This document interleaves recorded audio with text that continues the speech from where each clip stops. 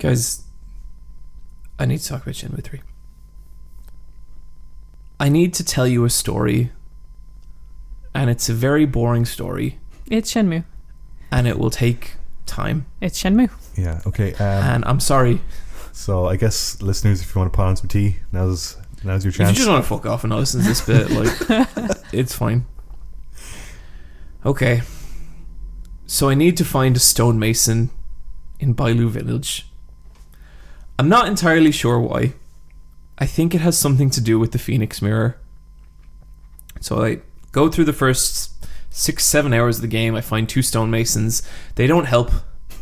At some point I find a photo of my father standing in front of a bridge, and that's a thing that's important for some reason. I'm not sure. And I have to find the 3rd stonemason. So eventually I do. But the area of the village he's in is occupied by 3 ne'er-do-wells. So 3 bad guys. Okay. Beat 2 of them up because they're wusses. And then a 3rd one comes out and I'm fighting him. And I nearly beat him, but he just gets me at the last second. And this is the way story combat works in Shenmue 3. Those thugs are now occupying that part of the village. I can continue the rest of the story, or no, I can continue with the game. I can run around the village, go to sleep, farm herbs, chop wood, whatever the fuck I want. Those guys aren't going anywhere. It's been 5 days and they're still occupying the same part of the village, holding the same man hostage. In this community of people, these 3 thugs in this isolated community have taken over. And you can kind of just see them? Like... Well, now, in the last time there was a story encounter, I could go back, but if I try and walk towards them, Rio will stop and he'll be like, I can't beat them the way I am now, and just turn around. That doesn't seem very Rio, to just leave someone there. Yeah. So what I have to do is I have to go and learn more martial arts from a grandmaster martial artist. And so I'll be like, oh, I'll go to the guy who runs the temple full of martial arts monks. No, not him. Like, just no mention of... Rio doesn't talk to him about any of this. He just... Yeah. That was very silly of you to assume that's where you go. Yeah, totally. Mm-hmm. So then I go, oh, maybe it's the other grandmaster that I met. No, it's not him either. So then I find out that if I go to the abandoned temple in Bailu village and I leave a cask of wine and a plate of dumplings and hide, an old man will emerge from the temple like a squirrel to seize the food. You're joking. I am not joking. And Brian, strap in. We're only getting started. So then anyway, I do this, and he has a little spar with Rio, and he has some really cool moves. Mm-hmm. And so then anyway, I'm talking to him, and he's like, okay, you may ask me one question.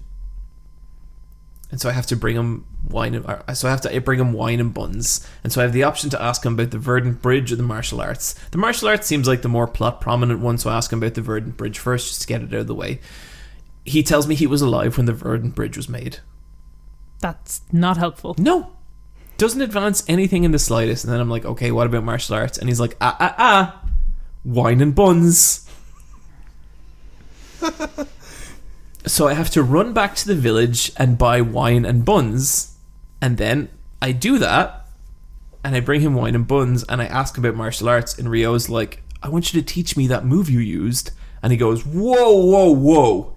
You want me to teach you martial arts? Buddy, that's going to require some expensive wine. And I begin yet another side quest where for the 3rd time in the last hour, I must bring this man alcohol. But this is a special alcohol I can't buy. So I'm asking around the village and I'm like, where can I get this special alcohol? And people are like, oh, old woman Yen over in the Panda Market might have some. And so I travel to the Panda Market and I see a stall full of wine and alcohol. It's not the right stall. Oh. And then she points me towards the actual shop, which is this much larger shop full of wine. And I talk to her and I'm like, do you have any of this rare 50-year-old wine? And she's like, I'm not sure, young man. Why don't you explore my shop and find out? So I spend 5 minutes in first person, like going through this woman's drawers, opening everything and trying to find out where this wine is. And then I shit you not, a cutscene plays and it's Rio and he just goes, I guess she doesn't have it. What? Yeah. So you searched all the shop and then he's just... Yeah. Is this advancing the game at all? I mean... You have to do it because you have to get the wine. I don't know. And so I go outside and I ask someone, where can I find this wine? And they point me back towards the shop that I've just been in. And there's literally a note in Rio's notebook saying it's not that shop. Oh. That's some conflicting information.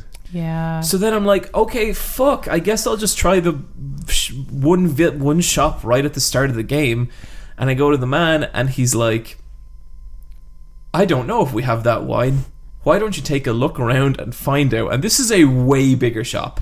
So I look, and then finally I open a barrel and find inside that barrel a second barrel containing the wine I want. And so I take this wine to the counter and I'm like, this please. And he's like, oh, this is $2,000. I've been playing the game for 6 or 7 hours. My life savings is $500. Oh my god. Yep. So to progress, you need to buy this wine. So now you have to make money to buy the goddamn wine. Yes. I hate Shenmue.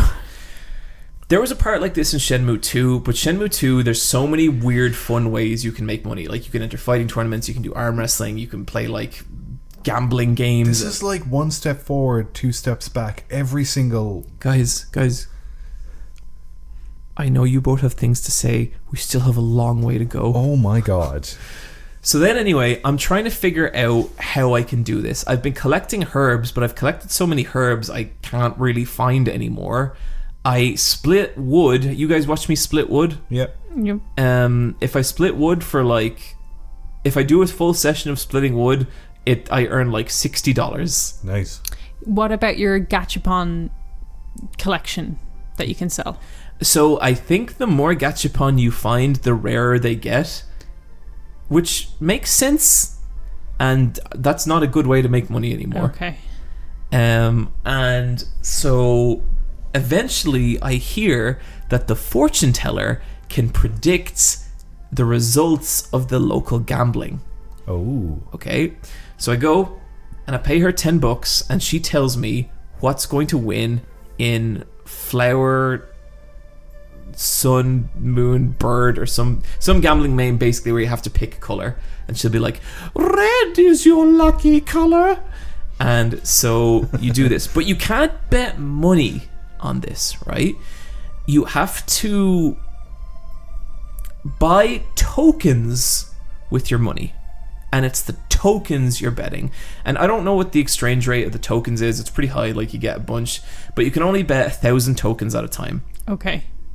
And so I eventually save up enough money that I have like $1,000, and it takes so long, and this is when I start gambling.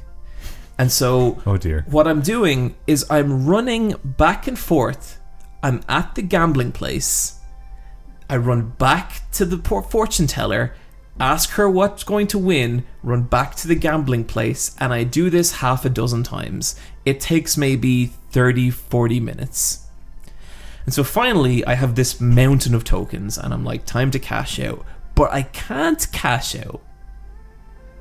What I have to do is I have to take these tokens to the prize exchange and exchange it for prizes, and then sell the prizes at a pawn shop. Oh. Oh my god, this is like just like a way to circumvent gambling laws. Yeah. This was what they actually In do a in game. Japan. This Yeah. is yeah. Yeah, but this is So- in a Chinese village, a very remote Chinese village. So at this point, it's been about an hour since my gambling journey, just the gambling portion of all this started, okay? Been doing this for an hour. I started with $1,000. I sell all my shit. I have now $1,200. Oh my god. I put the controller down, I bury my head in my hands, and I cry.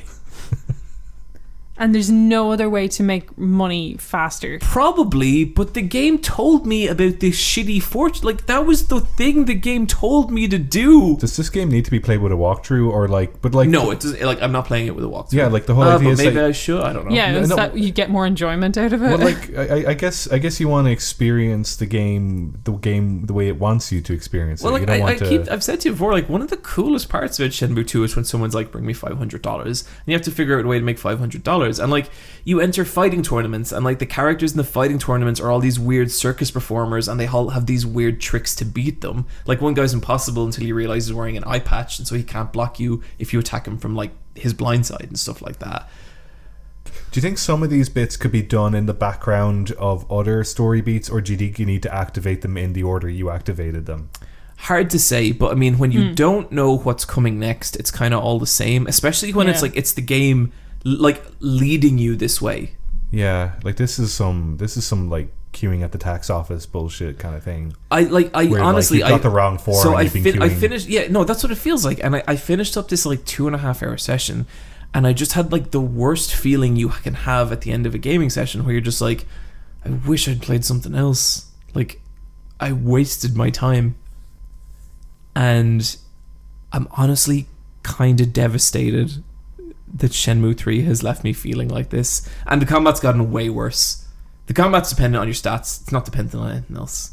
That sucks specifically for you. I know how much practicing the combat means to you and just enjoying it for that sake of it. So just something where you level up a stat to progress, that it's artificially gatekept like that is kind of lame. It sucks. So it's you need a bigger meter than your opponent so that you can outlast them in a fight. Yeah, pretty much.